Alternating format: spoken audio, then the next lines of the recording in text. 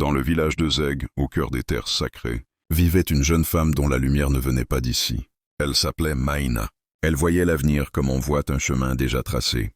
Ses paroles n'étaient pas les siennes. Elles venaient d'au-dessus du soleil. Les anciens murmuraient « Ouais, cet enfant porte la voix de Dieu.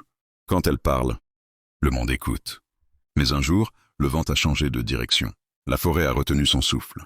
Maïna suivait sa mère pour ramasser du bois. Quand la lumière s'est détournée, dans un recoin sombre, un homme dominé par les ténèbres l'a trouvée seule. Ce qu'il fit, arracha un morceau du ciel, et quand il voulut cacher sa faute, il plongea plus profond encore dans l'ombre. La forêt a vu, la terre a senti, le silence s'est refermé sur elle. Mais le don ne s'éteint jamais. Les nuits devinrent lourdes, les feuilles chuchotaient sans vent, et l'homme qui avait détruit la lumière commença à la voir partout, dans les eaux calmes du fleuve, dans la poussière du village, dans l'ombre des couloirs.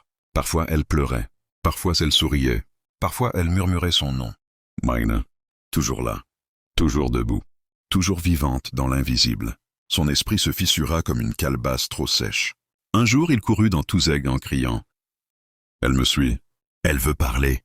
Les anciens l'encerclèrent, ils prièrent, ils chantèrent, ils frappèrent la terre du pied. Ils appelèrent les anciens esprits, et sous le poids des prières, sa bouche s'ouvrit d'elle-même. Il dit tout. Le jour, l'heure, l'acte, le sang, la peur. Chaque mot sortait comme un serpent brûlant, et la vérité révéla son visage. Depuis ce jour, Zeg sait. L'âme de Maïna veille, l'âme de Maïna protège. Elle apparaît aux enfants perdus. Elle parle au cœur pur, et pour ceux qui vivent dans l'ombre, elle revient. Toujours, car rien n'est caché, rien n'est perdu. La vérité finit toujours par marcher jusqu'au jour.